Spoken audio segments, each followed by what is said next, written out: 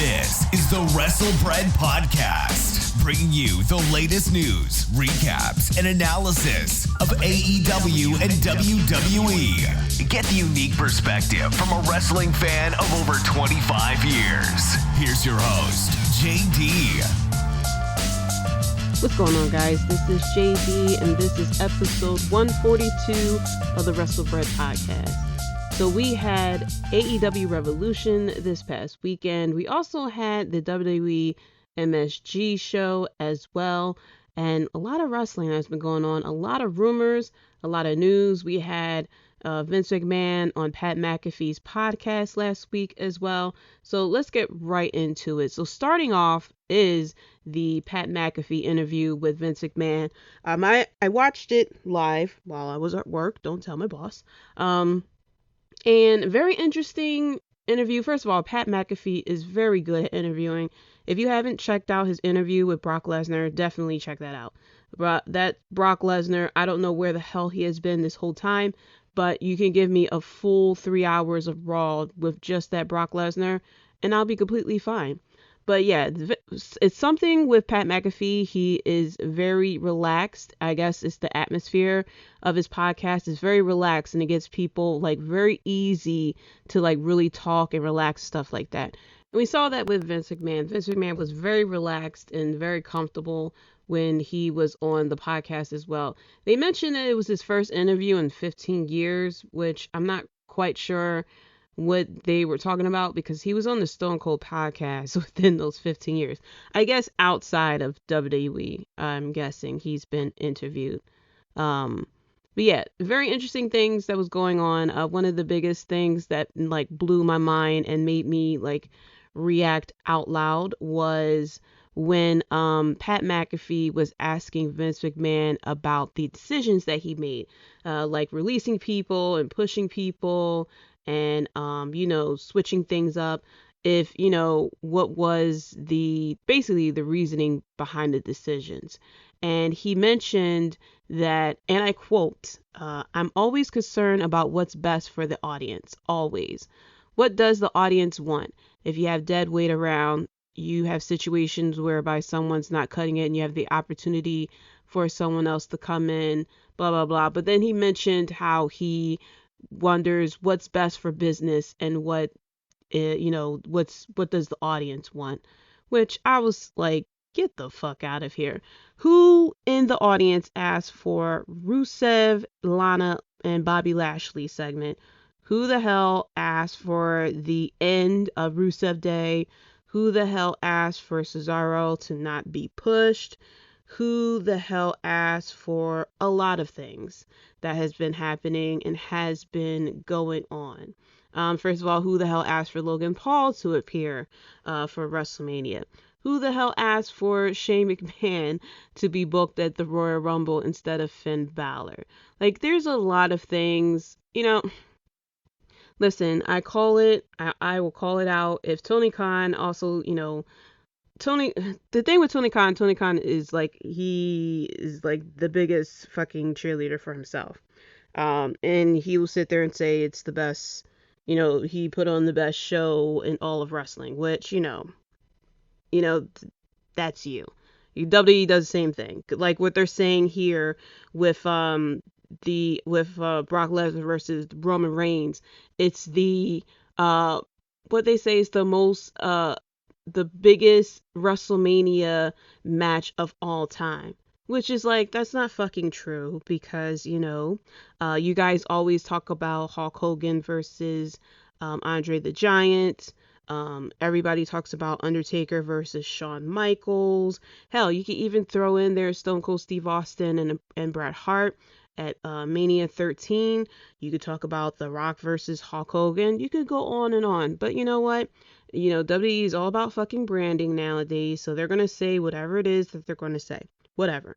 However, don't sit here and say that you are working for the audience when it's so untrue, because even the audience that pays tickets to come to your show, you will mute them and add in fake crowd sounds from WWE 2K20. So when he said that, I was like, whatever. Like, you are definitely trying to save face for the stockholders and whatnot. Also, he talked about, he mentioned that, once he took the company public, it helped him be a better businessman, because prior to that, he was running the business in his head, but mostly with his heart as well. And how, once you're a public company, now you go stockholders, it is a business then, so it makes it easier and better business decisions. Because my heart, there's still some of it there. I know it sounds awful, but there is. But at the same time, it's business, and there's nothing personal about it in terms of whether I like somebody or I don't like somebody or whatever. Which is also not true. It's like I was like, first of all, I could see how Vince McMahon could really like get people with his words, because I was listening to his interview and it like made me really question, like, so all of these reports are not true or something like that? Like, are you really a nice guy and we are just like, sitting here being assholes to you or something like that? Because I was just like so confused at some of the things that he was saying versus, all the things we heard, all the things we were told, all the things we have seen about how he is behind closed doors. And don't get me wrong, if Vince likes you, he will definitely like work with you and stuff like that. We've seen that with AJ Styles and stuff like that, and a lot of people, even with Daniel Bryan, who left WWE and had nothing but good things to say about WWE. Vince, if Vince likes you, he's definitely going to work with you. He's going to give you his best. If he don't really care about you, you're going to see it. It's not going to really, you're not going to really be seen on TV like that. And, creative is not going to have something for you.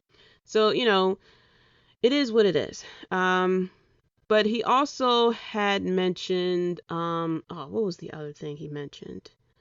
Pat McAfee had brought up the whole competition thing. He even mentioned that AEW had recently brought Ring of Honor, stuff like that. And he mentioned how people say that competition makes Vince McMahon better, and if he agrees with it.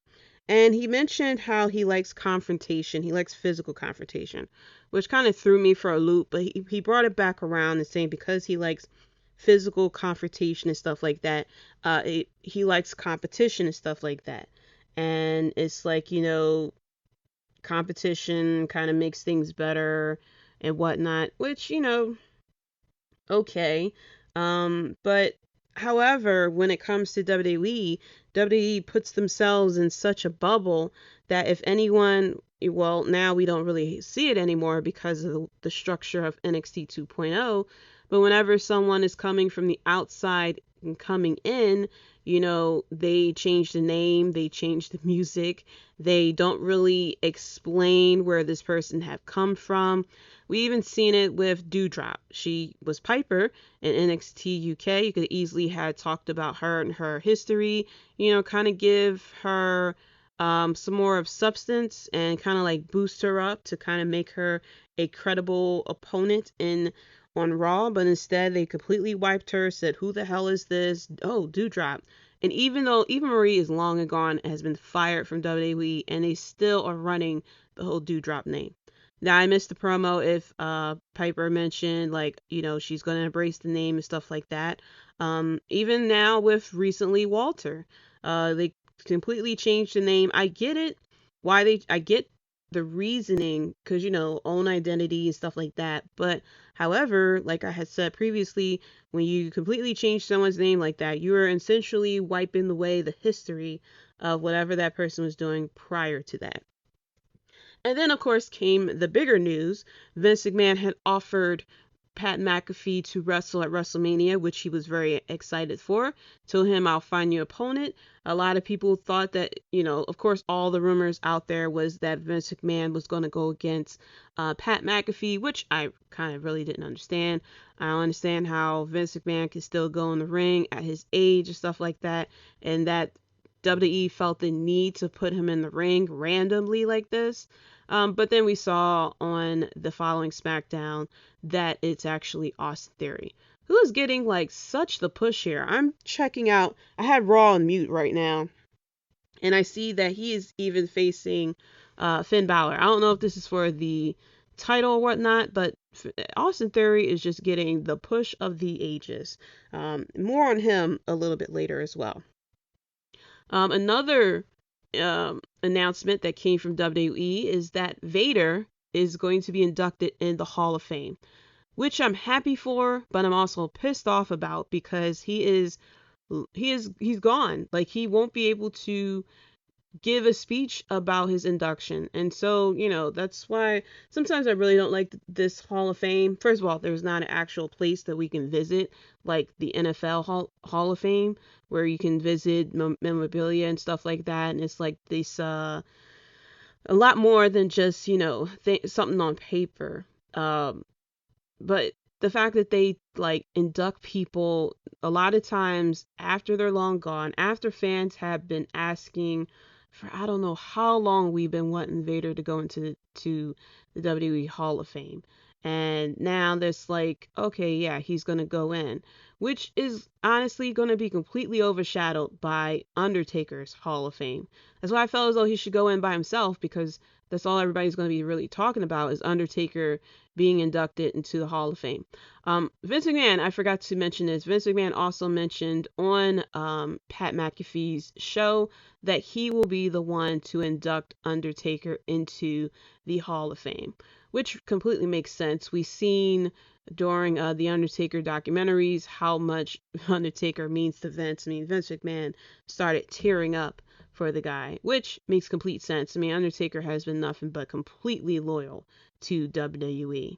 Another big news, and I had just mentioned it, is that Tony Khan has brought Ring of Honor. Now, this was something that he mentioned was in the works when he had said that he had an announcement to make. And a lot of people had speculated, including myself, what the fuck that actually means. Is Tony Khan going to turn Ring of Honor into similar to NXT, where it becomes a developmental for AEW?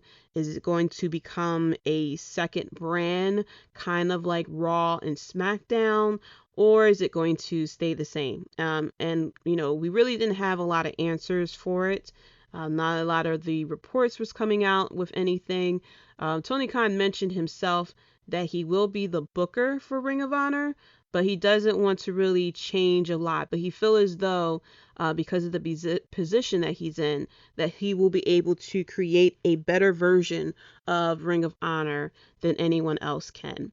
And be completely honest, I am slightly concerned about this, that he will be the booker for Ring of Honor, where he is the booker for AEW.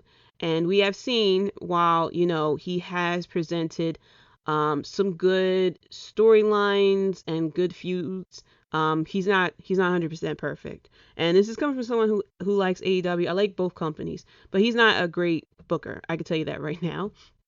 We see things fall to the wayside. Is starting to get a little bit similar to, not a little bit similar, but when you are concentrating, when the booking is put on one person, it is a lot of pressure and it's a lot of work. And unless you have like an Excel spreadsheet or some type of organization to keep up with what each person is doing, you're going to see people kind of fall to the wayside. A lot of people have love to use the example of Brian Cage, for example. My example I always use is Jay Lethal. Where the hell is he at? I mean, he came in the hottest free agent. He was the biggest person coming from Ring of Honor, and he had a match against Sammy Guevara for the TNT Championship. He was featured in a battle royale at one point. I know he was on AEW Dark, but everyone goes to AEW Dark. But then that was it. He disappeared. Not even on Rampage. The women's division needs to do a lot better. It's a lot better than what it used to be. However, there's not a lot of credible contenders for Jade Cargill and for Britt Baker, especially with what just happened at Revolution as well. We definitely need to work on a trios title, because everybody and their mama is in a tag team or trios or a faction stable or has a manager. There is no loneliness in AEW. There is no singles wrestler in AEW. Everyone got someone's back. It's like fucking Twitch out here, somewhat. Everybody's in a group or something like that. But I'm concerned about Tony Khan being a booker for Ring of Honor. I'm hoping that, as you know, as hard as it may be for him, and I hope he doesn't have an ego about it, but just kind of like get some help, get a second person to kind of help you with the booking. You could just have someone like, hey, just handle the women's division, like just give them like the overall sense of what you want. Like, this is this is kind of like how I want the titles to be held, be used. You know, title reigns in AEW last for a lot longer. They do not play hot potato with those titles. You know, and kind of like where you want things to go for the pay-per-view, and just have someone kind of handle it from there. But I feel like Tony Khan is starting to take on a lot on his plate, and one thing I don't want to happen is for either show to start to, you know, the quality of it to start to go down, because he has too much on his plate. Also, do you know that Corey Graves and Carmella has a YouTube show? I'm sure you've seen the trailer for it.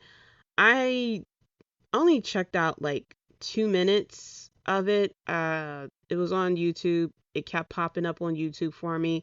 So I was like, all right, I'll check it out. And they was talking about whether they're going to stay in the city or whatnot. And I just clicked it off after like, it wasn't even 2 minutes. But yeah, I clicked it off. First of all, the amount of sex that they talk about in that trailer, it's like, I thought it was going to be on like Peacock or whatever. It's on YouTube, which I'm confused about, because I'm like, you guys love to present a PG show and all this other stuff, while, you know, they do tend to cross the line every once and again, and you talk about stockholders, stuff like that, and how you can't do this and you can't do that, but yet you have Carmella and Corey Graves like constantly talk about how much sex they have, which is like, you know, I know you guys are healthy, you know, a healthy, engaged couple and stuff like that, and I get it, you guys are young and whatnot, but it just really feels, I really get the whole Vince McMahon genetic jackhammer vibes every time I see that trailer. You know, if you watch it and you like it, you know, kudos to you, but I don't know. I like the Ms. and Mrs., even though, you know, reality TV tends to get scripted, but at least I could tell like they like, if it feels like they're more themselves, like they're not like, I don't know. I don't know how much drama you can get out of Corey Graves and Carmella besides of who's gonna peg who tonight. You know, that's where I'm going with this. I'm not interested in it. I gave it 2 minutes, and I saw that they were trying to create drama out of if they're gonna move out the city and whatnot, and it's like, you know what? We're just going to put that on the shelf next to Roads to the Top, so everybody can get it. If I don't like your show, I'm not gonna like your show. I don't like Roads to the Top either. So that can sit right on the shelf with that. And at least Toda Bellas gave us, you know, heelish John Cena. That's what I'll give them that. And then Toda Divas was just Toda Divas, really. But yeah, that's the I don't even know what's the actual name of it. I guess it's just Corey and Carmella YouTube show. I don't know. But anyway, speaking about Rhodes to the Top, Mr. Cody Rhodes, there are rumors now that they don't think that Cody Rhodes is going to go to WWE. Now, everybody and their mama and their grandmama and their uncle has been waiting on pins and needles for when Cody Rhodes was going to go to WWE. If I have to read another line on the internet from someone saying adrenaline to my soul, if I had $1 for every time I see that wording, you know, I would have $1 million. But yeah, everybody thought he was going to show up at the Msg show. Everybody thought he was going to be Edge's opponent. People think he's just going to show up at WrestleMania. And now there are rumors from Dave Mesler, so you can take this however you want to take it, that you know, Cody Rhodes may not happen, that they had creative, lay out plans for him, and now it's very uncertain. They don't know what's going on with it. And then I also heard, and I didn't get the source of where this came from, that, basically they may have changed up the offer that they gave him. And I said this, I wish I had tweeted at him when he was saying free agent for him to get whatever they were offering in writing, because they could sit there and say, yeah, we can give you $4 million. Yeah, no problem. And then next thing you know, he goes to get it in writing, and they sit there and say, we didn't say $4 million. No, we said 400,000. You misheard. Must have been a connection on your end of the phone. So it seems like either he didn't like what creative had laid out for him, which, if it, like I said, him leaving AEW where he has some type of creative control, what he wants to do. And I say somewhat because he wanted to be the biggest baby face ever, but the crowd wasn't having it. To go to where you don't really have creative control, where people are leaving that company to go to your company, and especially with him saying he don't want to be a heel because of his daughter, because of his daughter and stuff like that. I'm like, bro, you turning heel should be the least of your problems. Like, you saw what they did with Killer Kross. They put that man in the Demolition cosplay. Like, you had complained about how they put you in Stardust outfit, which they probably still have in their warehouse and waiting for you when you get back. But like I was hoping that he would go to WWE. I want to see the chaos. I want to see the chaos. I was hoping that he would show up in WWE, and I would love to see what the creative would have been. And I think he would have been booked well for if he were to show up, and especially going into WrestleMania season. I think he would have been fine. I think they would have, booked him completely perfectly. And then the next thing you know, the day after Raw after Mania, because Raw after Mania, it is what it is. They're gonna do the craziness just to keep the crowd happy. But that Tuesday, the Tuesday after that whole season ends, Stardust, heel Stardust, like heel Stardust coming out on a tricycle with elephant.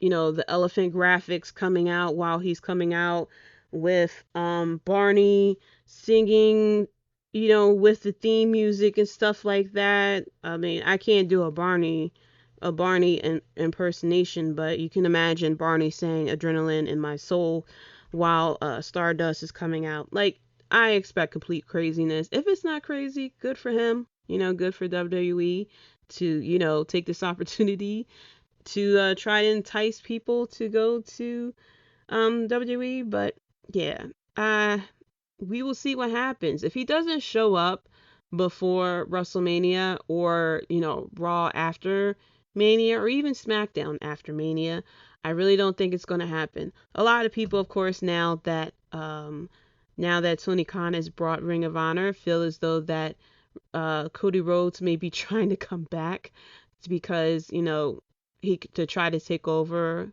to try to be in charge of Ring of Honor, which, I could see that happening, but for whatever, talks have broken down, and for him to leave AEW, I don't know if it's that simple for him to come back. Not saying that Tony Khan will be difficult with him or anything like that, but for you to go through contract talks for a month or two now, and for a month or two now in contract talks, and whether it was money or creative control or just whatever, scheduling, whatever, for you to walk away for that, and now you're going to come back, it's just slightly confusing. Also, can I also say, for all those people who said that, Tony Khan couldn't afford Cody Rhodes, he couldn't afford Cody Rhodes, but yeah, he brought a whole fucking promotion. It goes, I don't know. It sounds like they're in the black here. I don't think they're that deep. I don't think that, I hope Tony Khan is a smarter businessman than to buy a whole promotion when the first promotion is in red. So, going into the other portion of what everybody was talking about with Cody Rhodes, the MSG show. They teased forever that Brock Lesnar had to defend his title at the Madison Square Garden house show this past Saturday, but they didn't announce who the challenger was going to be. They initially had said Bobby Lashley, which of course couldn't have happened because he was injured from possibly the Royal Rumble and is going to be out and missing WrestleMania, which is completely sad for him. So, everybody thought, hey, it could be Cody Rhodes, or it could be this, or it could be that. And come to find out, I'm not even going to do a drum roll because it was a dumb decision in my opinion. It was Austin Theory. Austin Theory was the surprise opponent for Brock Lesnar, the one that Paul Heyman kept hyping up this whole time, which means that Theory had challenged Brock Lesnar for the WWE Championship instead of Big E coming there to get a rematch for the title that he lost, or instead of Seth Rollins coming to challenge Brock Lesnar for the quick pin that happened in Elimination Chamber. But instead, Seth Rollins is more worried about the tag team championship, which doesn't really make sense logically. But, it is what it is. So, here is the results of the MSG show, which I was slightly confused. I thought it was televised, something like that. As much as they kept hyping up the Madison Square Garden show, I was trying to figure out why the rest of us who do not live in the New York area should really care about what's going on with the MSG show, outside of like reloading Twitter to see what people are posting under the hashtag. But no, it wasn't filmed. We of course saw what happened in the main event. So, Alpha Academy had defeated RK Bro to retain the Raw Tag Team titles. Finn Balor had defeated Damian Priest by DQ. Damian Priest had hit a low blow on Finn Balor to retain, and Finn Balor retained the United States Championship. The Usos defeated the New Day, which I just read that, and I'm a little upset that we got that show instead of on SmackDown. To retain the SmackDown tag titles, Becky Lynch defeated Rhea Ripley and Bianca Belair to retain the Raw Women's Championship. Roman Reigns defeated Seth Rollins in approximately 5 minutes to retain the Universal title. You can tell I didn't read this before I copied and pasted all my notes. Miz TV with Kevin Owens featured KO playing babyface as Miz ranted about how he treated his WrestleMania partner Logan Paul at last year's Mania. Owens had hit Miz with the stunner. And then also Drew McIntyre defeated Sami Zayn via pinfall. Ronda Rousey and Naomi defeated Charlotte Flair and Sonya Deville. Flair tapped to Ronda Rousey's armbar, which, they also mentioned on the past SmackDown when Charlotte Flair was on commentary. They mentioned how she never tapped, which I'm a little slightly confused about because, she tapped to Sasha Banks at least twice. But I guess WWE is just erasing that from the records, just like 3 of her title wins. So whatever. And then Brock Lesnar defeated Austin Theory to retain the WWE title. And then after that, Roman Reigns came out, beat down Brock Lesnar and held up both titles while standing over top of Brock Lesnar. And that's probably the shot that you'll see all over social media from them. So I got the results here from Cage Side Seats, I think it was. Yeah. So that's what happened at the MSG show. A lot of people online on Twitter who were there talked about how fun it was, which of course, normally I always hear about how the house shows are a lot of fun. The wrestlers are more relaxed. They interact with the audience a lot more, and they put on a lot of good matches. Of course, because it's not televised and has nothing really to do with storyline like that. So looking at this card, definitely a card you will see on a pay-per-view, besides Brock Lesnar versus Austin Theory, of course. But seeing Roman Reigns versus Seth Rollins again, but instead Roman Reigns defeated Seth Rollins in 5 minutes, which, yeah, I'm not cool with that. But seeing like the Usos versus New Day, Becky Lynch, Rhea Ripley, and Bianca Belair, that sounded like those were pretty good matches. I, of course, will never be able to really see a house show unless I travel outside the city or possibly the state. Because when they come to Philly, there is no house show. It's either a Raw or SmackDown that they're doing, which they recently came to Philly for a Raw. I didn't go. I'm glad I didn't go. But yeah, normally it's a Raw or SmackDown when they come to Philly, never a house show. So unless I travel outside of Philly or go to Jersey or something like that and check out one of the house shows, but seeing as though gas prices are over $4, I don't think I'm going to be doing that anytime soon. Also, it seems like WWE does not have any plans for Alexa Bliss. Alexa, last seen at Elimination Chamber, she went through therapy, and we had all the segments of her going through therapy, and then she's gone, just chilling. So seems like there's no plans for her, which I wish that they would just revert her back to the original Alexa Bliss. It feels like they had so much for her to do when she was that. Also, I don't know if Asuka is still injured or not. It was announced by a lot of different outlets that she was medically cleared, but then she turned around and said, "Am I medically cleared?" So who knows? I love Asuka. Not as much as I love, Jade Cargill, of course. Sorry, Asuka. But yeah, I'm wondering where she's at. She put on, plenty of good shows, of course. So I don't know what's going on with her. Also, we saw, oh, I'm sorry, I'm watching, I got Raw up, and they finally just put up the, okay, whoa. So, breaking news. I mean, this is coming out on a Tuesday, so you probably already know about what is going on. But they just announced, I just saw the graphic, the KO show is happening at WrestleMania with guest Stone Cold Steve Austin. So, Stone Cold Steve Austin in-ring return confirmed. That's it's very interesting. So that'll probably get some more ticket sales. We'll see. But yeah, Ricochet had a pretty good week this past week.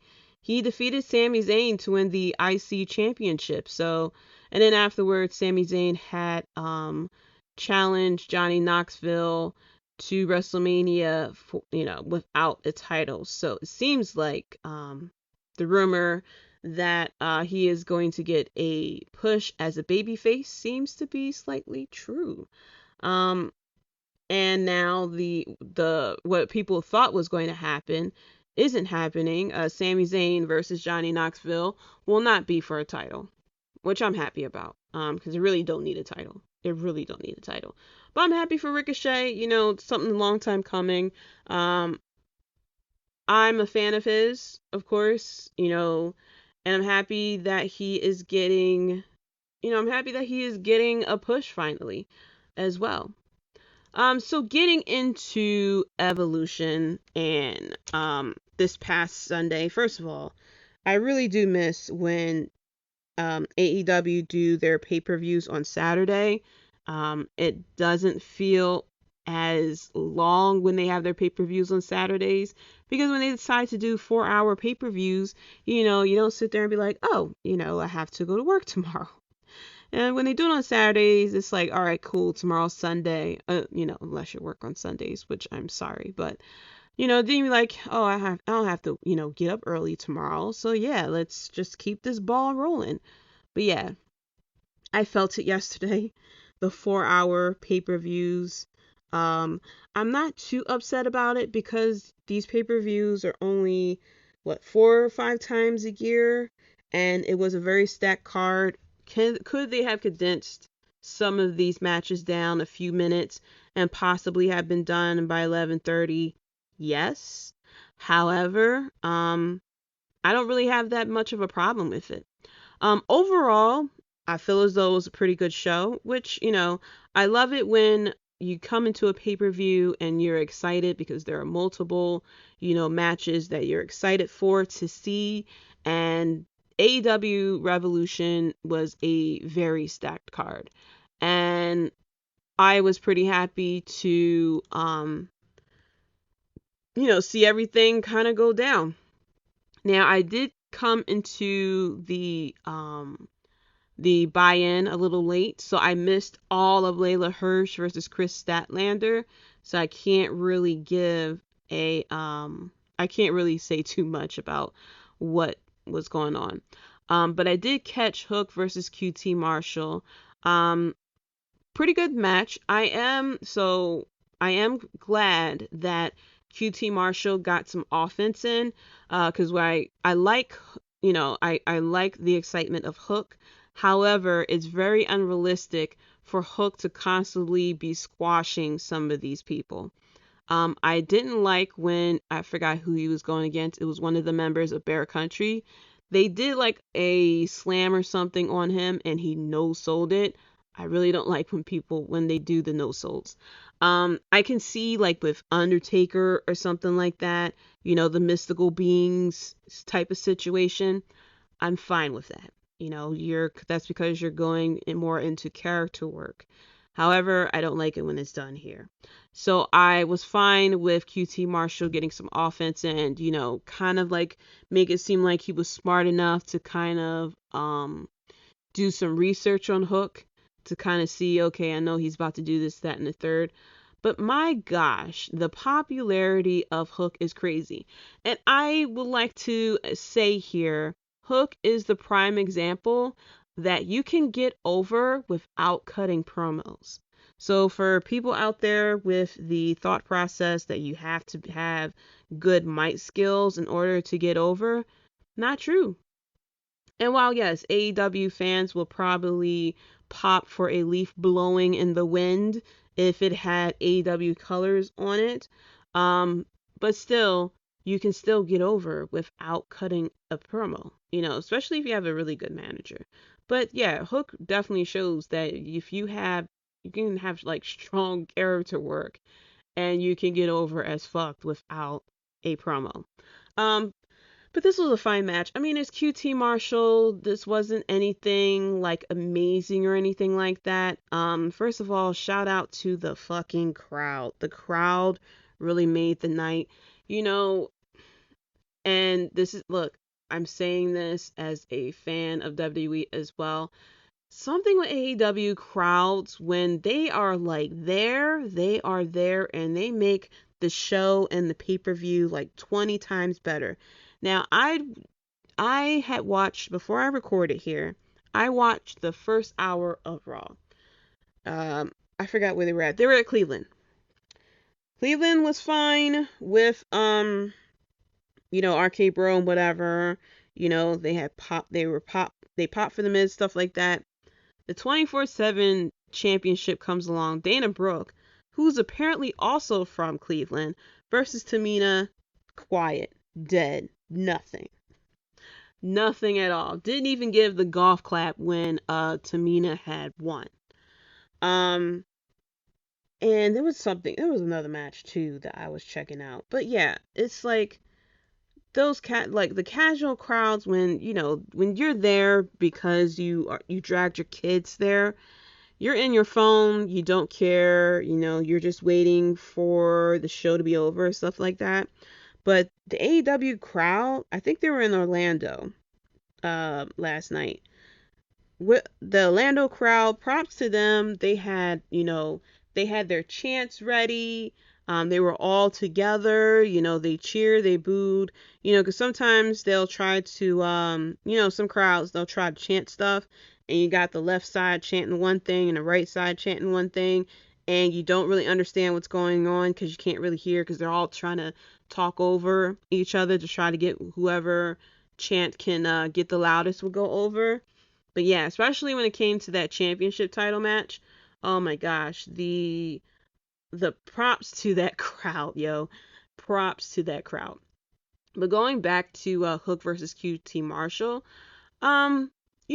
it wasn't really much to it. It was the typical Hook match. He did his suplex, stuff like that. Only difference, QT Marshall got a bit more offense in.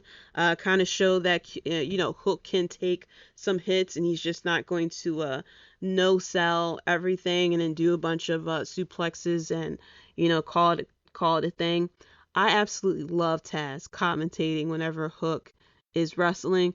You can hear the proud papa in his voice and him saying, yeah, that's a Usogagani suplex, whatever, and so, like I said, this was it was an okay match. It was a typical Hook match. It is what it is. So then we get to House of Black versus the Death Triangle with Redbeard. First of all, chef's kiss for House of Black entrance. I authorize Tony Khan to give the House of Black that middle entrance just so we can get that entrance that we saw at the buy-in. Oh my gosh. First of all, the coverings showing the House of Black, you see Malachi walking up, and then the sheet falls and all three of them with the fucking horned mask, and then the music immediately drops. I gasped out loud and I was like, that was so fucking cool. And so, yeah, I'm a fan of House of Black. I don't know what's wrong with me. I may need to see a therapist because I come to realize I am a fan of like dark and disturbed people. I'm a fan of House of Black. I was a fan of The Fiend. My favorite superhero is Batman. My favorite wrestler of all time is The Undertaker. And I'm a big fan of Darth Vader. Like, I might need to see a therapist because I am seeing a slight pattern with my taste in things. Yeah. And I like, even when I was playing, when I play Star Wars games, I always choose the dark side. I am currently wearing a hoodie that says alumni of Sith Imperial Academy, which, I don't know. But yeah, I'm a fan of House of Black. I thought that was a pretty cool entrance. The crowd popped loud for Erik Redbeard, which the mind-blowing thing is, just, I would say, what, a year or two ago, the crowd, Rowan, or Erik Redbeard, however you want to call him, he was typically the go to the bathroom break. He had that stupid gimmick where he was carrying around the cage with the animatronic spider and stuff like that. And, even though before that he was with he was in the Bludgeon Brothers with Brody Lee. But once Brody was gone, he was stuck with that stupid ass gimmick. And now look at him. He got a fucking big ass pop when he came out. You would have thought, like, I wouldn't say Roman Reigns, but my goodness, the pop that he got when he came out, it was like completely crazy. This was a pretty good match. Pretty good. Yeah, this was a pretty good match, which I'm fine with. Sometimes, people get upset when they put certain matches on the pre-show. I think it was with WWE. I think it was the Nakamura match. A lot of people were upset that it was put on the pre-show or something like that. But it was a really good match, and I was like, you know what? I'm completely fine with it being on the pre-show. This is to entice people who is unsure if they should get the pay-per-view to get the fucking pay-per-view. Because you go to check out the buy. Oh wait, I forgot it was on. And you go to check out the buy-in to see should I even purchase this, and then you see an awesome match and you're like, all right, I'm gonna go check it out. So that's why I felt as though what it was with House of Black versus Death Triangle, a lot of back and forth with these guys. AEW really needs to work on their camera angles. I don't know who the hell is working in production. I do remember when they kept talking about CM Punk's return, they made mention that one of the guys back there came from WWE, which slightly makes sense because they keep missing these camera angles. But it was happening all throughout the night, and I was a little upset about it. But yeah, Malachi Black hit the Black Mist on Redbeard, so, because there was people who was like, oh, he should have joined the House of Black. Calm down. Maybe this is the opening for him to join the House of Black. But yeah, it was a lot of back and forth between these guys. I'm not going to really, go into details with these matches, but yeah, this was a pretty good match. Pretty good way to, get people to buy in, like the thing is called.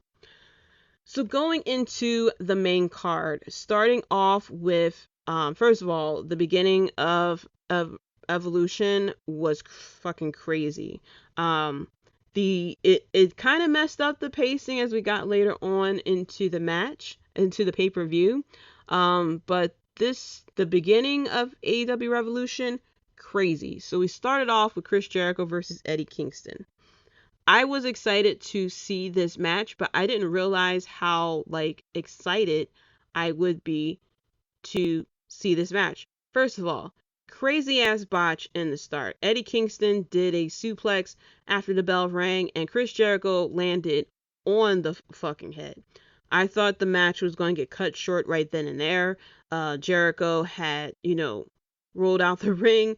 Eddie Kingston's like, yo, I don't give a fuck. I'm here to kick ass and all this other stuff. But you see, I forgot who was the referee, but the referee was definitely trying to hold off to yo, give motherfucking Chris Jericho a fucking second. But it seemed like Jericho was fine. I'm hoping that he's still okay. I didn't really look into whatever injuries has been sustained from AEW Revolution, but it seemed like he was fine. But yeah, it was, and then it was later on in that match, it was another move that happened, and Chris Jericho landed on his head as well. But then the crowd started chanting, fuck him up, Eddie, fuck him up. And Chris Jericho obviously didn't like it because he started putting up his middle fingers. Did a couple of cold breakers, but overall this ended exactly the way I wanted it to end, with Eddie Kingston winning. And not only did he win, but he got Chris Jericho to tap, which I didn't expect. I thought he would have pinned Chris Jericho for the win, but for him to tap out Chris Jericho, much needed. Eddie Kingston was starting to get like Bray Wyatt, where you talk real good on the mic and then all of a sudden you get into the fight and you keep losing. So then, eventually the promos start to feel less and less, aggressive, because we all know that you were going to lose in the end. So I'm very happy with this, that Eddie Kingston got the win. I'm hoping he will catch a few more wins under his belt as well. But in the end, Eddie Kingston was like, shake my hand. And Chris Jericho was like, fuck you, pretty much walked away. But this was a great start outside that fucking botch from the get-go. I mean, sometimes it's hard to try to defend things when you open up the fucking pay-per-view and the first move of the fucking pay-per-view is a botched suplex. Yeah. But yeah, it was still a pretty good match. Very good storytelling with this. And I'm happy that Eddie Kingston got the win finally. So going into the next match, which was the Tag Team Championship, Jurassic Express versus Red Dragon versus the Young Bucks. So, of course, we expected for Red Dragon and the Young Bucks to team up. It seemed like they had a deal working together where they would tag, each other in and out. And then, of course, it was Red Dragon to be like, oops, I forgot the deal to tag you in. Jurassic Express kind of took advantage of that. And oh my gosh, definitely let us know that fucking Luchasaurus is that guy. Jurassic Express is that team. I had originally went with Red Dragon just for the chaos purpose, just for the chaos. I figured, I was like, it can go either way. Truthfully, you can give the belts to the Young Bucks, and either way, we know that this is going to go, between Red Dragon and the Young Bucks, the battle of Adam Cole's heart type of situation. But in the end, Jurassic Express retained, and they did the Jurassic Express finisher. I don't know if I'm new to this, but That's the first time I saw that. And then of course, Jungle Boy. Oh my gosh. Jungle Boy did like this roll. I don't even know.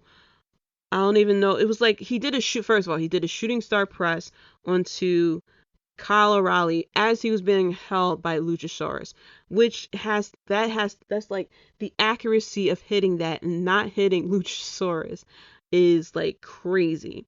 And then he did oh my gosh, now I didn't even write it down because it was crazy. He did like this move where he did one move to one young buck and then he did like a suplex. Oh man, I forgot it was. It's gonna come to me, of course, after I'm done recording. But yeah, Jungle Boy, oh my gosh. I'm happy that he has a title. I really do. And I really can't wait for him to like just shoot up to the moon. Definitely letting us know like the AEW originals got it too.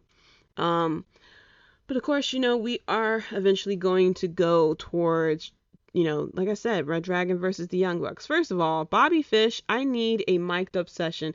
In how in NFL they have the YouTube show where they have the YouTube video where they have, mic'd up for week such and such, and it shows you all the people who are mic'd up, on the sidelines. I need a mic'd up Bobby Fish. I don't know if you heard the things that Bobby Fish was saying from the apron, but Bobby Fish was hilarious and he was loud as fuck on that apron. I don't know, I know that they put mics, close to the ring and stuff like that so you could hear what's going on inside the ring. But obviously, one was right by Bobby Fish because all I heard was Bobby Fish yelling at Kyle O'Reilly. He was yelling at Luchasaurus. He was calling Jungle Boy an idiot. He was talking to the Young Bucks and stuff. It was hilarious. And then we get to the ladder match. Keith Lee versus Orange Cassidy versus Powerhouse Hobbs versus Ricky Starks versus Wardlow versus Christian Cage. This is the face of the Revolution ladder match.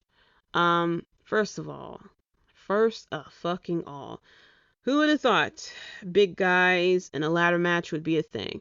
Normally when you talk about a ladder match, you would have the smaller guys, the high flyers, the spot takers, and you only have one big guy, possibly two in the match, just to kind of bring the power and stuff like that.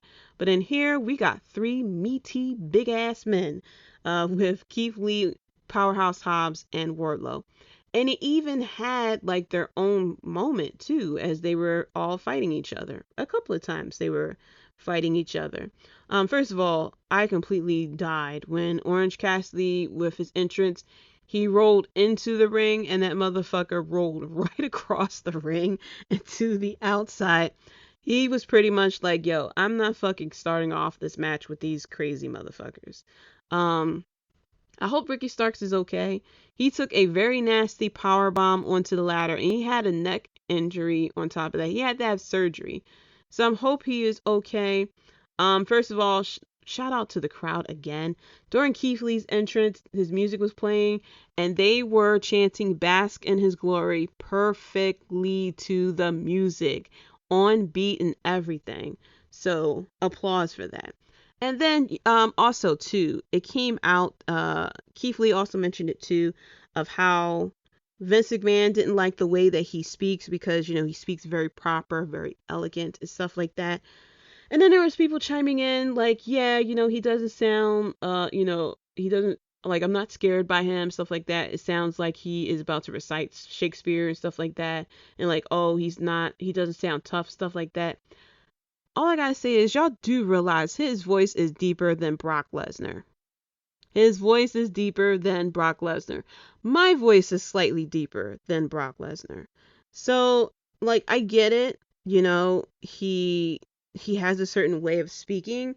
It slightly works for me. I mean, it's different.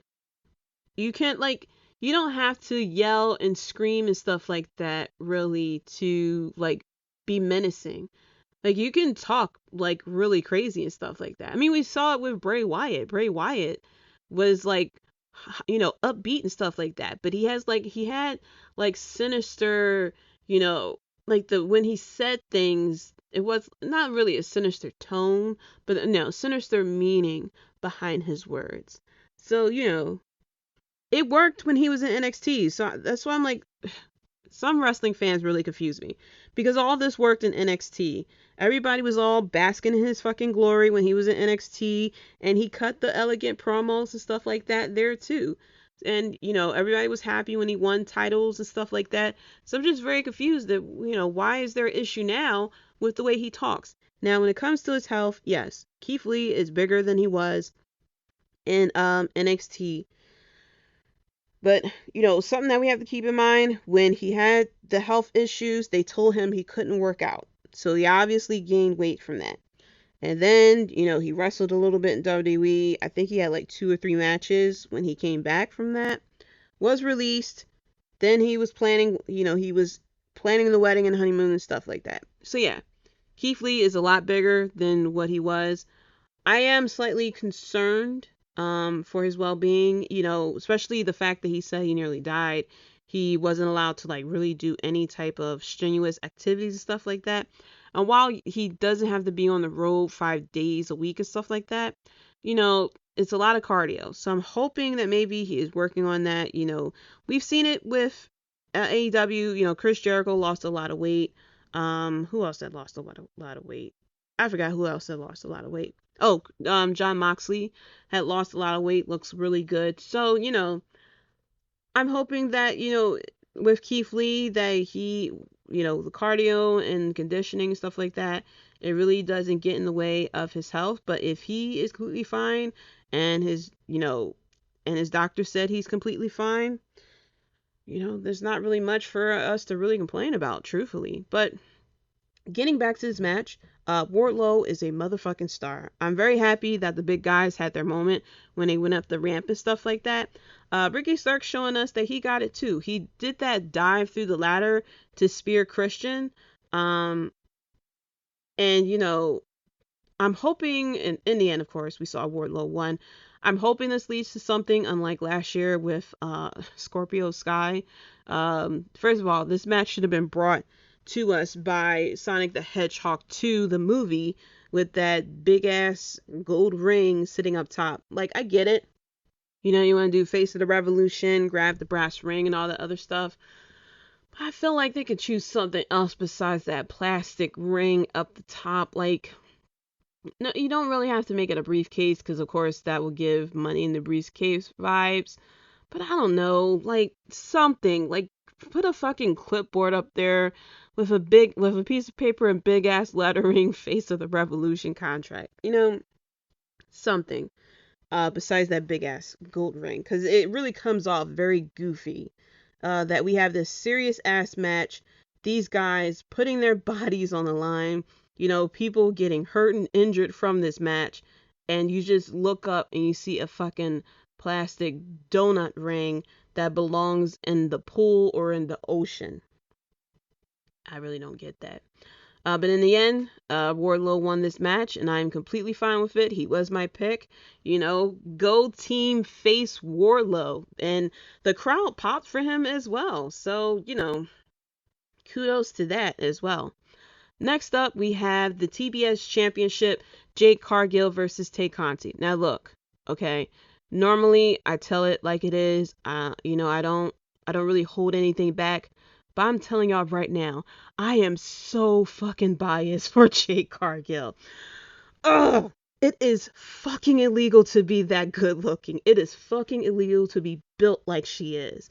Like, the entrance, we had the live guitarist and stuff like that. When she came out, I gasped. I said she came out as fucking Jade. Woo wow. And I was like, if Jade Cargill needs, a test dummy to like try out wrestling moves on or something, I'm there. Sign me up. Everybody get in the line behind me. So yeah, I am slightly biased when it comes. This is a public service announcement. Jaydee will be biased when it comes to Jade Cargill. And I waited a little bit to talk about this match because I watched this match with hard eyes. The whole match, I had heart eyes on, you know, wow. And she come a long way, everybody talked about how she was green, she's green, and she fucking she dyed her hair green. She wore the Riddler, type outfit, the Jim Carrey Riddler outfit and stuff like that. She says she's green like money. She did a fucking frog splash. She did a frog splash, showing everyone, hey, I'm getting better. Shout out to Bryan Danielson, who has been training her. Shout out to him. I'm an advocate for him to have this stable, because him training, I don't even know how long he was training her for. It wasn't a long time. It wasn't a long time at all. But for him to train her that well enough for her to do that frog splash, and she did it perfectly. Landed perfectly. She was able to, do that John and got the extension and everything like that. And then, the beginning of the match, she kisses Tay Conti, and my jaw dropped. Look, I knew she was on the team. Okay? It's little things that she be saying on Twitter to women. I'm like, yo, she's on the team. She's on the team. But yeah, and then she kissed Tay Conti, and then later on, Tay Conti kissed Jade back. And I'm like, where is Sammy Guevara?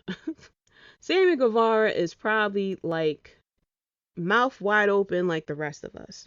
But yeah, Jade was pretty good on this match. Is she all the way there yet? No, but she is a lot better. I always praise progress. If, people always talk about Trish Stratus, but people don't remember where Trish Stratus came from. Google Trish Stratus' first match. It was a tag team match. I think she was teamed up with Albert. Oh man, I forgot his other name. Prince Albert. He was at one point. But I think she was teamed up with him. She was going against another mixed tag team. Horrible match. First match for Trish Stratus. But over time, she got better and better and better. And I'm completely fine with that. And I even praise Raquel Gonzalez. She had come a long while as well. If there's progress and we see that she is a lot better, she only been in the game for a year. Literally, she's only been wrestling for a year. And she has gotten better. She's able to put on better matches. We see better character work. We see her better on with promos. I mean, everybody now sits there and says, girl, nobody cares about that karate shit. She was sitting there doing, mocking Tay Conti, with the, the karate poses and stuff like that. And then first of all, I think it was Audrey that was the referee of this match, who was in the direction, facing the fucking direction of the fucking chair shot that Anna Jay did, which I thought they were faces. I don't know why you're doing these heel tactics. But obviously Aubrey was facing the fucking chair as much as she loves to watch people do moves, so she could sit there and be extra animated and jump around and, slide across the ground like she got hit herself. She obviously missed the clear chair shot that was in her view, but whatever. But now Jade Cargill is 28-0. She will be 30-0 in no time. But the only thing is, who is left for Jade Cargill? Who is eventually going to take the title off of her? Will it be Shida? Will it be maybe Nyla Rose? Will it be Thunder Rosa or something like that? But either way, she is really good. She's good, and she's gotten a hell of a lot better. But this was a pretty good match as well. And then after that, we're just rolling. We are just constantly rolling here. So after that, if you didn't catch your breath yet, after that we had CM Punk versus MJF, the dog collar match. MJF came out with the CM Punk's music, and then of course Punk comes out with the Ring of Honor gear and music. Not the hair, though. Slightly disappointed. I would love to see the blonde hair on CM Punk, but it is what it is. But yeah, I am very appreciative of this match. This match shows that you don't really need a lot of flipping and high spots and stuff like that for there to be a good match. I really appreciate MJF's style of wrestling. The style of wrestling you don't really see that often, especially like I said with this day and age with the the spot fest and flipping all that stuff. He wrestles like a 80s old school heel. He's very grounded. He does a lot more storytelling with his matches, and I really appreciate it. Now, when it comes to the bleeding, AEW loves their blood. And, it is what it is. I like it when it makes sense. For this match, it didn't really make sense because we had CM Punk bleed on the Go Home show when MJF was attacking him and had him on the dog collar and choking him out. He was bleeding profusely then, which was fine because it then led to this crazy ass promo that that CM Punk cut.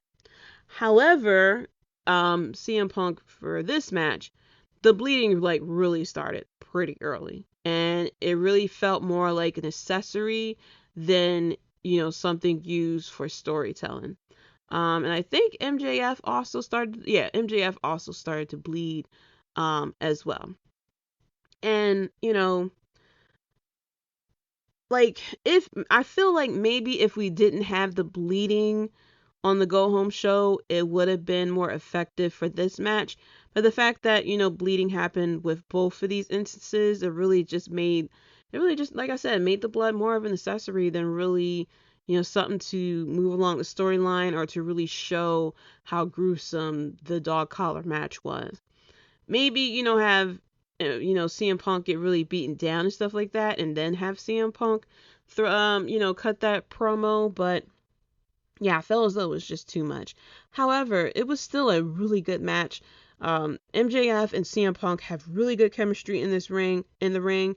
And, as much as people don't really like the long-term storytelling, could they have ended this feud in Chicago when MJF had defeated CM Punk twice? Yes. However, the chemistry between these two and, them taking a different dynamic to the storyline, I can possibly see this going on to Double or Nothing, truthfully.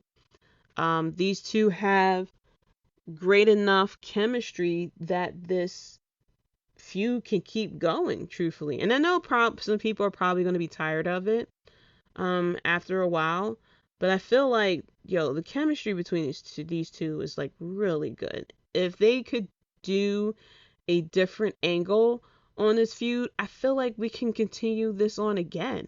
I feel like there's a lot more story that can be told between these two.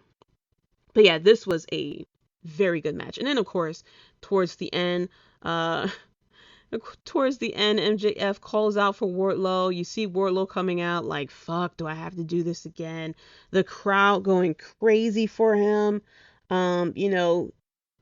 MJF asking for the ring, Wardlow patting the pockets, just like some guys do on the date.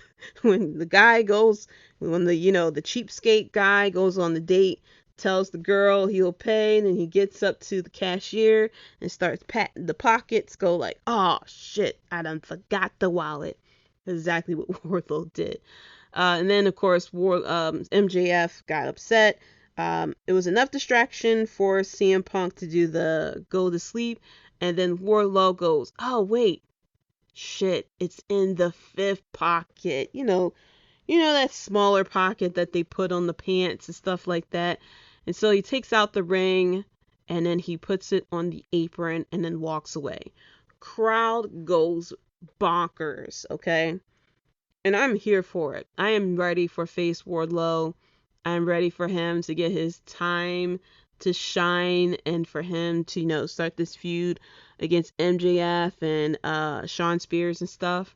But yeah, this was a pretty good match. Really good match. And then it kind of goes down a little bit from here. Unfortunately for Britt Baker and Thunder Rosa, they were just at a very bad spot.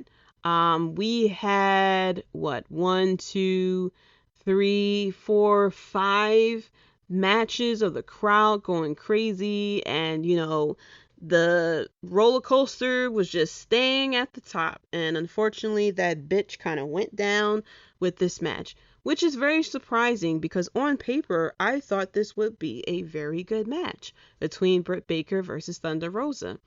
But I feel as though because we already got this with that tag team match on the Go Home show, which I complained about on the YouTube video, I feel as though whenever there's a pay-per-view and when you don't really have nothing for the pay-per-view match, so you decide to throw both competitors into a tag team match together, I feel as though it's lazy booking. And we already seen, we saw Thunder Rosa pin Britt Baker for that tag team match. And like I said, it kind of takes away the magic from the match because you kind of already saw this. They could have just let it with the with the speculation and the mystery of how these two will go. Because the last time we saw these two together, of course, was the Lights Out match. And we could have just went into this pay-per-view with the thinking that maybe, Thunder Rosa will pull off the win here. But unfortunately, because we got that tag team match in the Go Home show with Thunder Rosa pinning Britt Baker cleanly, we knew that something was going to happen with this match. Like I said, it was just... This match was much more slow paced. The crowd was dead and tired because we just had 5 amazing matches in a row. And where you would thought this match would be just as good, it just wasn't there. I did not agree with this finish at all with the whole, and it's even, it's not helping Britt Baker anymore either. Because now Britt Baker is always resorting to the interference. It really gives me vibes of Seth Rollins. When Seth Rollins was, I believe, when he was Universal Champion, he was part of the Authority. He had the J&J security team, and they were always interfering in every single match that Seth Rollins had. Seth Rollins always won his title matches with interference and cheating and stuff like that. And that's where Britt Baker is right now. And because of that, her matches aren't really as exciting anymore because now you're waiting around for the interference to happen. And that's what we got. Rebel and Hater interfering over and over and over and over again. And then I was slightly confused because I would think that Mercedes Martinez would come out, seeing as though she just teamed up with Thunder Rosa. We could have had somebody else come out as well to help out Thunder Rosa as well. There's a lot of women back there who has beef with Britt Baker, who could have easily, went after Hater. I would have been fine if Kris Statlander had came out, to kind of go against Hater as well, to kind of give Thunder Rosa a bit of, trying to even out the numbers here. But, it was a bad place for this match. The pacing was a lot slower. Really took the crowd out of it. Really took me out of it, truthfully, as well. And then, of course, with the interferences and the way that this match ended, it was just it was definitely one of the, if I had to say, it was definitely one of the worst matches on the card. Definitely at the bottom of the barrel with this card. Not saying that I'm giving this an F or anything like that, but I didn't agree with the finish, and I just don't like the fact that we have Britt Baker always counting. For her to sit here and give the promos about how she's Female Wrestler of the Year and Match of the Year and, all this other stuff, Newbie of the Year, Breakout Star, and all these awards that she has won, and then for them to turn around and constantly book her this way, it doesn't really do her any help. So something I had missed, Tony Schiavone was on the stage, mentioned he had an announcement to make of a new signee. And as he was saying this, he was waving the clipboard that he had in his hand. And in big letters, I don't know why they made this big as hell instead of just putting a piece of blank paper on top or something like that. Or just tell Shivani, don't wave that fucking clipboard around. You can clearly see on the clipboard it said Swerve. So I don't know if the crowd at the show has saw it, but definitely we all saw it at home. So it kind of like took the air out of things because we knew he was coming. But still, it was a great thing to see.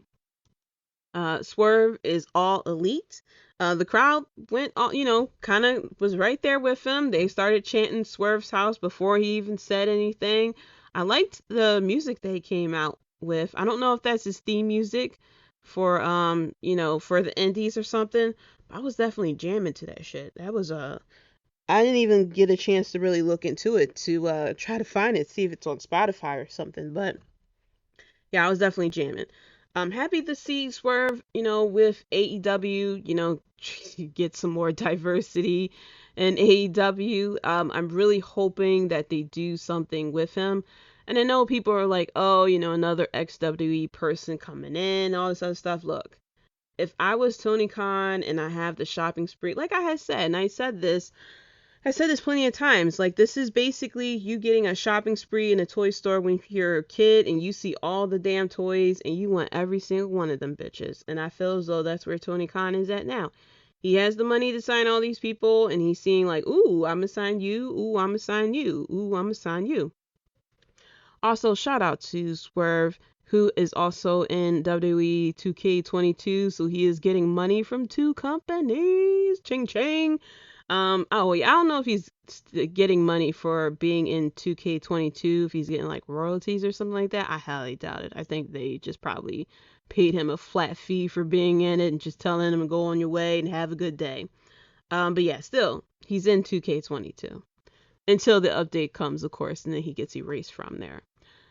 So going into the next match, Jon Moxley versus Bryan Danielson definitely woke the crowd back up. I was back into the pay-per-view with this as well. This was one of the matches that, I was kind of looking forward to as well. The crowd started chanting, "We want violence," and, a lot of hard hitting. And this is another match where, camera angles, like, it's not like, someone is back there, like, just pressing buttons and not knowing what the camera is pointing to. But, someone needs to go back to college or something like that in video production, because a lot of the camera angles was clearly showing Bryan Danielson blading. You saw, like, he had his hand underneath the ring at one point when he was outside the ring, and then you see him hand it back to the ref in a clear camera shot. Come on, guys, like let's do something here. And then especially with CM Punk versus MJF, it was the spot where MJF was obviously blading. They kept the camera on CM Punk for an uncomfortably moment of time. Just instead of just cut to the crowd or something like that. You could have easily have cut to the crowd or something. Apparently, I don't know if MJF was having issues with the blade or something like that, but that camera was on CM Punk for like 30 seconds while MJF was on the outside. You could have clearly had cut to the crowd or something like that. You could have even had cut to the fucking commentators for all that. But yeah, with this one, oh my gosh, I fucking love Bryan Danielson. Can we talk about how crazy it is that we're excited for Jon Moxley versus Bryan Danielson? Like, this is Dean Ambrose versus Daniel Bryan. I know some of us would have been excited for that as well, but the complete difference in these two when it comes to characters, where one is gimmicks that was given to them versus gimmicks that they created themselves. Like, this is what I really miss about the Attitude Era. When people like, why do everybody talk about the Attitude Era? That's because wrestlers had creative control. While yes, they didn't have to worry about, stockholders and stuff like that, there was a lot more creative control in the Attitude Era. And that's one of the biggest things that I really miss about the Attitude Era. Like, a lot of people always talk about Trish Stratus and Lita and stuff like that, but those were like the exceptions to the women's division. Back then, the women's division was nothing but Playboy Bunny, Playboy, who's on the cover of Playboy, bikini matches, nightgown, evening gown matches, and all the other dumb shit, pillow fights and stuff like that, and who's gonna make out with Vince McMahon this week. But what I really loved about it was the creative control the wrestlers had. You had Stone Cold Steve Austin, you had The Rock, you had Triple H, you had a lot of other people, involved during that era, and they had control over their characters. So a lot of the characters felt more real, more authentic, more relatable and stuff like that. More understanding, I guess I should say, instead of like these larger than life characters or, gimmicks that really don't make any sense. So when we get Bryan Danielson, who is the most cockiest person ever, he comes in saying, I am the best wrestler in this company. And pretty much like, I'm better than you and a type of situation. And then you have Jon Moxley, he's basically Dean Ambrose to like the 10th power. If Dean Ambrose was able to do whatever he really wanted, that would have been Jon Moxley. Which is crazy. Like all these gimmicks is a slight tweak to what they really should have been in WWE. I feel like Jon Moxley and Bryan Danielson are the Attitude Era. If Daniel Bryan and Dean Ambrose was in the Attitude Era, you would add Jon Moxley and Bryan Danielson. I feel like that's the best analogy I can give for this. That's what I really love about it. I was very excited about this, the possibility of these two eventually teaming up to get other, younger wrestlers to be just as fucking crazy and violent as them. Oh man, the back and forth with these two, them like sitting there telling each other like, I want you to hit harder, I want you to, stuff like that. Was the crowd like hyped with this match? No, because they were still like, still slightly, tired, not really tired, but they were giving the golf claps and stuff like that at first until, towards the end of the match. And then, of course, what happened after the match. But really, this was a very technical, hard-hitting match. Stuff that Jon Moxley and Bryan Danielson are very known for. And I really appreciated, like, with Bryan Danielson matches, it really isn't, like, technical, like, I don't want to say Chris Benoit, the technical matches he had, but, they're slightly technical, but with Bryan Danielson is all about the violence. Like, I want you to hit me as hard as you can to show me that you are worthy to be in the ring with me. That is what Bryan Danielson is all about. And I am like, it's crazy. Now, of course, these two decided to bleed as well. Like I had said earlier, you clearly see Bryan Danielson give the blade back to the referee. I don't know where I have read this from, but apparently Bryan Danielson had talked about when Vince McMahon eventually asked him, why do you want to go to AEW? And pretty much, Bryan Danielson said, I want to be able to bleed again, and I want to wrestle new people. And Vince McMahon told him, well, that's something I cannot give to you anyway. Like, you can't bleed on here. Even though WWE tend to make their ways. Brock Lesnar was bleeding on the house show. And then, of course, the thing that everybody remembers when Brock Lesnar had made Randy Orton bleed the old-fashioned way, MMA style. But yeah, these two guys, I cannot wait for what goes from here. Like, these two could continue feuding, or they can team up, or something like that. Or, they could become lovers. But, in the end, this is going to be like an exciting journey that we're going to go through for these two.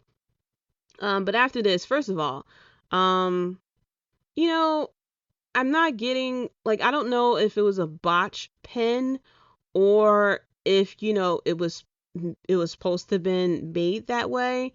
But, Bryan Danielson had Moxley in the triangle choke, and Moxley was able to like put his was able to roll up Bryan Danielson to get the pin.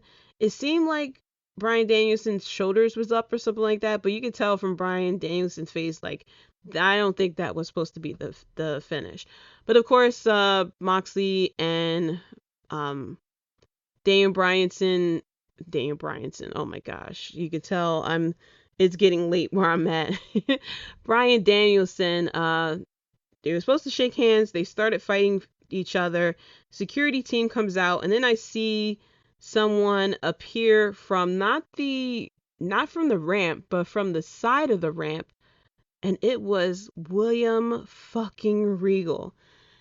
Thank you, Tony Khan. I wanted William Regal to go to AEW. I would have called Tony Khan a fucking fool for not grabbing him. William Regal comes out looking like, what the fuck are y'all doing? He gets into the ring, sat there, got into both of their faces, was like, you guys are going to shake hands. Grandpa William Regal, all the NXT kids were going crazy on Twitter. I thought it was so great. He slapped Jon Moxley, headbutt him as well. And then, you see Bryan Danielson laughing. It played out just like two brothers. One brother getting, a lashing from his mama, and then the mama turns to the brother that's laughing and, gets him too. Because Bryan Danielson was laughing. William Regal turns Bryan Danielson and slaps him too. And then made them two shake hands. And I'm sitting here like, excuse me? Is William Regal about to be the head of this fucking stable? Give it to me. Tony Khan, be smart and book that. I would love to see a stable with Bryan Danielson, Jon Moxley, with William Regal at the head of the team. Oh my gosh, that's going to be magic. It's going to be magic. I don't care you want to sit here and say, oh, the ex-WWE guys. Give me that. We have never saw that before, and I would love to see that. Not only that, very smart for, like I said, for William Regal to come along, because if you would want to bring in someone who is able to take, young talent who hasn't really been known like that and elevate them to, basically household names, William Regal is the perfect guy for that. William Regal is the perfect guy to help with Ring of Honor. Okay, Grandpa NXT. He can definitely help out Tony Khan with helping with the AEW Originals with that younger talent, bring up the next line of talent, especially once these contracts are starting to expire. Because as we all know, AEW is oversaturated with talent. The cup is runneth over, and it's been pouring on the floor since a few weeks ago, okay, with all these signings. And so, yeah, Tony Khan definitely could use the help of William Regal, definitely, especially to help work with, what works, what doesn't work, what strengths can you get out of this person, what weaknesses can you hide out of this person. As much as we can no longer hear the word war games come from William Regal's mouth, I'm sure William Regal will find something else to get going. If Mark Henry can get over with the words, it's time for the main event, William Regal can definitely get something else over. But yeah, the crowd went crazy. First of all, the crowd didn't really know what was going on because William Regal didn't come from the stage, he came from the side. And so you see people pointing like, hey, what the fuck? Oh, wow. So yeah, very cool moment. But yeah, I cannot wait to see what is going to happen with William Regal in AEW. Exciting times. I know that they keep signing people, and a part of me is like, all right guys, we have enough here. But then, like I said, it's the shopping spree in the toy store. We still have Johnny Gargano out there. We have Jeff Hardy still out there, which we know they're getting. We also have Killer Kross out there. We have Scarlett out there. We have Ember Moon out there. We have Mia Yim out there. Cesaro is still out there. It's a lot of fucking people that's still out there. Okay. After that, we had the AHFO, Andrade, Matt Hardy, and Isiah Kassidy going against Darby Allin, Sammy Guevara, and Sting. First of all, Darby Allin is determined to take years off of his life.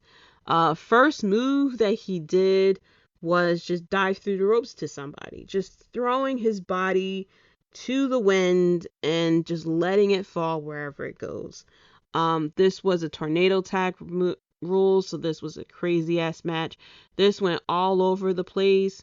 First of all, Andrade, I don't know if he was trying to kill Darby Allin, but I don't know what happened. I don't know if Darby did something to Andrade or something, if he said some shit about Charlotte Flair, but Andrade went to fucking town with Darby Allin. He hit Darby Allin with a chair to the back of the head as Darby Allin was walking away. And then he did, he like slammed him or something like that too, as well. And then, of course, Sammy Guevara was showing us that he's fucking crazy as hell. He even said, yo, I'm crazy. He did a Spanish fly from a stage prop to the table below. Can somebody tell motherfucking Sting he is 62 years old and he should not be doing these Jeff Hardy spots? When they started setting up the tables, I was like, all right, obviously that's the spot for Darby Allin, to jump off the, to do the balcony dive into the tables, and just throw his body around, stuff like that. I feel like I thought he was going to do a coffin drop onto them or something like that. And then we see Matt Hardy going through the crowd with someone, and I'm like, oh, is that Darby Allin? Because I saw a black shirt, and I was like, wait, nope, that's motherfucking Sting. And I'm sitting here like, no fucking way. So I was like, all right, maybe Matt Hardy's the one that's going to do the spot because Matt Hardy's crazy like that. Maybe Sting, will, punch Matt Hardy off the stage and he goes to the tape or something. Darby Allin and Andrade was fighting, and then Darby, sometimes these setups for these spots are just like, I wish, Darby would like threw a couple more punches onto Andrade, because then Darby like kind of starts to walk away and Andrade just kind of like flops onto the table. And then I see Sting, by himself. He like fights off Matt Hardy, and I see him by himself, and he looks over to Andrade, and I said, no fucking way are we doing this. And he did a fucking balcony dive through 3 tables onto Andrade, and he was able to get up and walk away. Motherfucker is turning 63. I like Keith Lee and Goldberg get gassed after 5 minutes of cardio, and fucking Sting is doing balcony dives at the age of 63. I need to know what the fuck is Sting doing at 63 so I can do it here at the age of 37. Like, he got almost 30 years on me, and he's doing balcony dives on a Sunday evening where I'm sitting here, fucking, what did I eat last night? I had Wendy's last night, slurping on a fucking Frosty, in mouth to the ground again, with motherfucking Sting. The fact that he went through 3 tables and is able to get up and walk away, like, blows my mind. Like, I cannot believe it. I couldn't believe he did that. I couldn't believe he did that spot. But then of course we get to, another point, and I wrote this in my notes, so that's why I kind of like cut myself off here. Remember when people were concerned about Sting wrestling? Remember we had the cinematic, match, and then it was announced that he was going to wrestle live in ring, and people were concerned if he could still go, that we weren't going to get, the Undertaker versus Goldberg type of situation. And look where he is now. He's doing balcony dives. Do 3 tables, not 1 table, not 2 table, the 3 tables. There's people out here that will not go through a table. And motherfucking 62-year-old Sting went through 3 of them from a fucking balcony. And I highly doubt there was cushion below or anything like that. I highly doubt it. Because the way it looked, though, that was just straight up tables and concrete. And he was able to get up, and I don't think he was in the hospital or anything like that. But yeah, crazy. That kept the crowd in it as well. And then of course the end, fucking Matt Hardy got up too early. I don't know if he was looking for his brother or if he was looking for his mind. But he got up when Darby Allin was trying to do the coffin drop. Maybe it wouldn't have been a headbutt. Maybe he got like shoulders in or something like that. But obviously you see he missed the coffin drop. And then of course AEW's great production team thought it was a great idea to show us from different angles how Darby Allin clearly missed the coffin drop.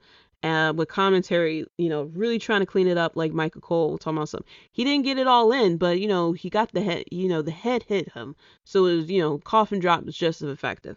Because when you miss a finisher, but you only get one unit, you hit with the head and stuff like that. So all the momentum from the coffin drop, instead of dispersing, throughout the body for the best impact, it all went to Darby's head. So that when Darby's head connected to Matt Hardy, the finisher was just as effective.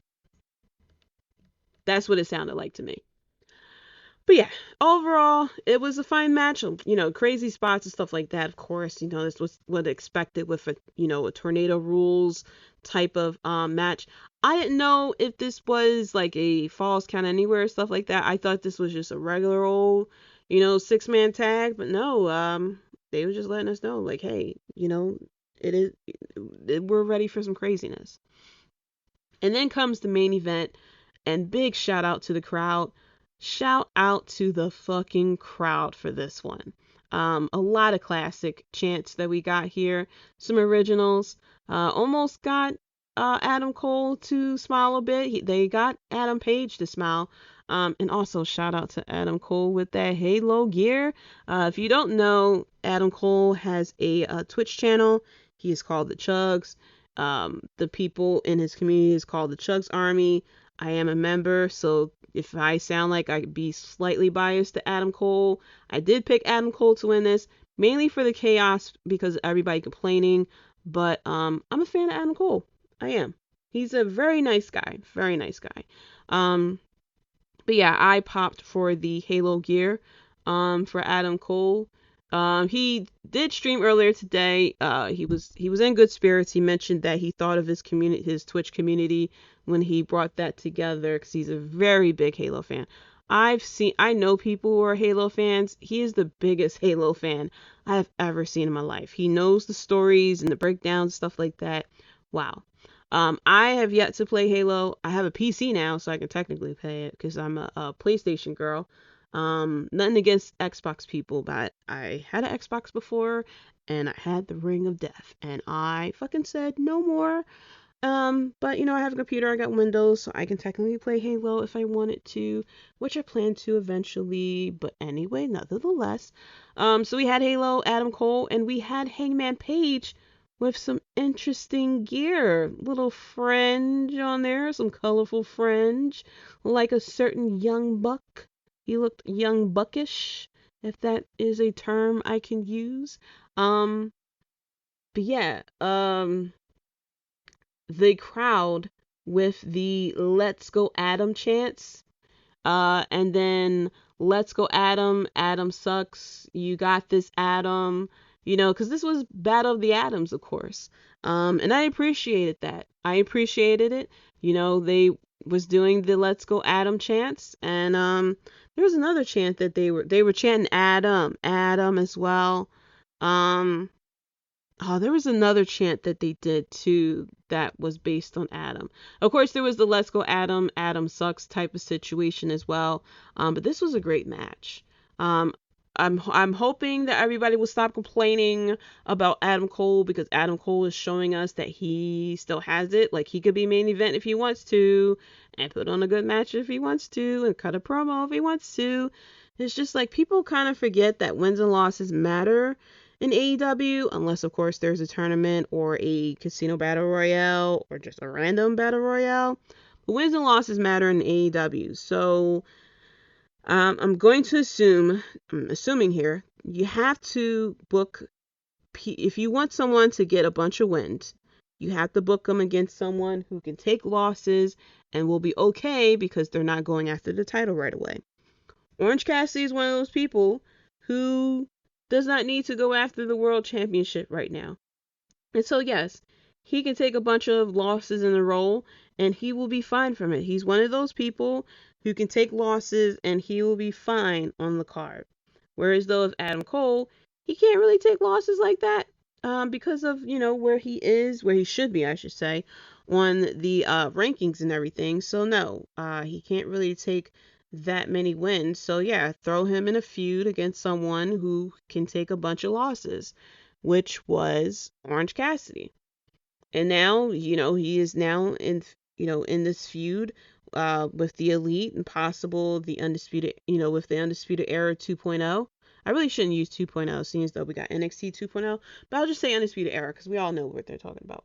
But yeah, with him now, with the regrouping of Undisputed Era versus the Elite, it looks like, especially when, with Hangman and the Young Bucks, on one side and Adam Cole and Red Dragon on the other. So, I'm all ready for it. But yeah, a lot of back and forth between these two. Great match, a lot of super kicks, of course. The crowd started to boo Hangman Page when he started to do the running knee to the back of the head. The crowd started to boo him for that. And then, of course, Red Dragon came out to try to help out with Adam Cole. Adam Cole doing a Panama Sunrise and stuff like that, while Fish and O'Reilly was trying to cause distractions and stuff like that. Then, of course, the Dark Order came out to help off Hangman Page as well. And then, everybody kind of like fought and went to the back and stuff. But yeah, this was a pretty good match. Hangman Page won in the end, which I'm completely fine with. This was a really good match. Got the crowd back into it, especially with the, let's go Adam sucks, and, Adam and all this other stuff. But yeah, very good match. Overall, very good pay-per-view.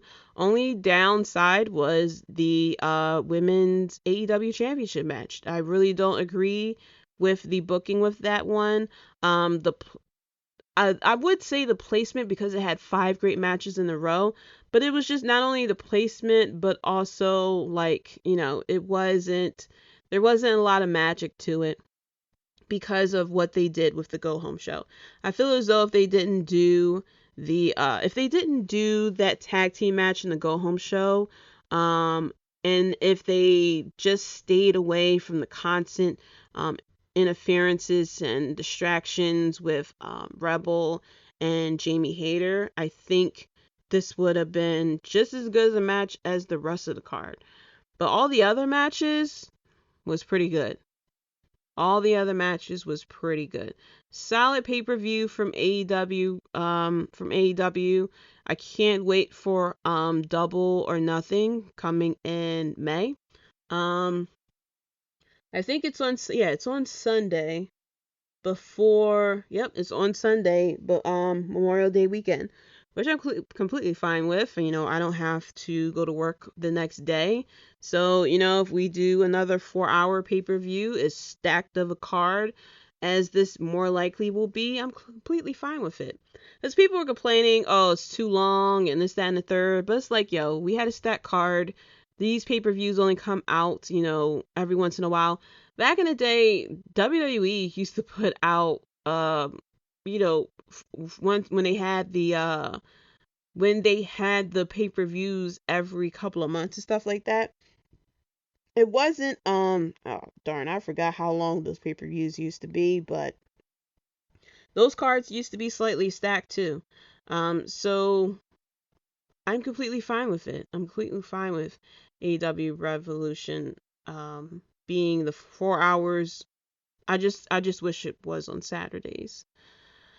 Because, now I'm doing, because I was too tired to do a review afterwards, of course, and, having to do it the next day and stuff like that, it's a lot. But, yeah, like I said, good pay-per-view. Can't wait for the next one. So that's it for the WrestleBread podcast. Thank you so much for listening. Let me give some shout outs. Shout out to Julian Rob Bass from Wrestling Court Podcast and AlternateMinds.com. Keita and Jade from the Keita and Jade Show. Kris from We Talk Next Podcast, which is featured on the Keita and Jade Show. Nando and Larry from Half K Podcast. Devin Hafiz from Clark Street Wrestling Podcast as well. Also, special shout out to Straight Talk Wrestling, Circle of the Pate, and Top Rope Wrestling Talk Podcast as well. Coming up next week is going to be some more recaps of what happened this week, with the Fallout show from AEW Revolution. And now we're on the road to WrestleMania with WWE. Like I said, breaking news, WrestleMania will have the KO show with special guest Stone Cold Steve Austin. So we will at least get a Stone Cold Stunner out of it.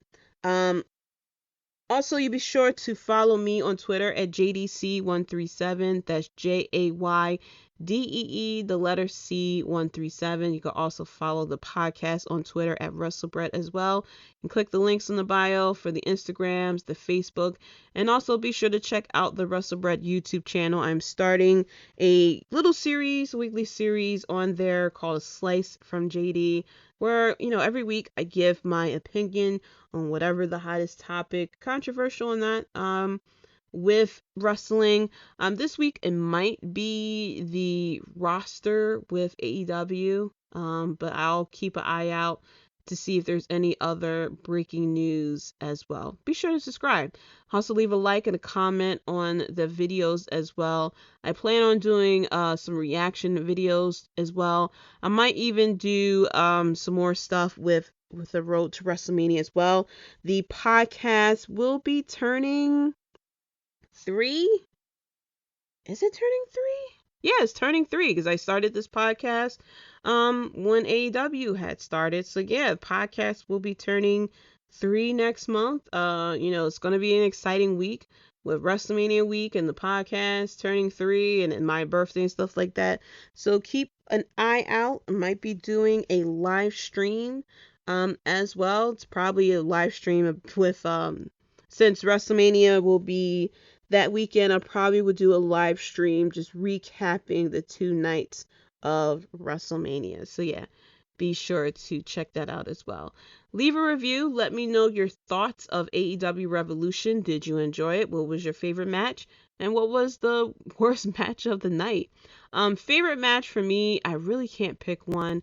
It is definitely between, it's between the Battle of the the Battle of the Atoms, Moxley, Daniel Bryanson, Bryan Danielson, jeez Louise. It's because they switched his name. I get I be wanting to say Daniel Bryan, but because I know his name is Bryan Danielson, I keep combining the two. So yeah, it's between those 2 matches and CM Punk and MJF.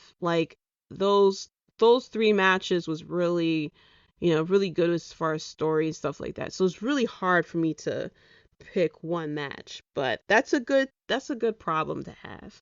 But yeah, let me know your favorite match from AEW Revolution as well, and let me know your thoughts. Until next time, guys, peace.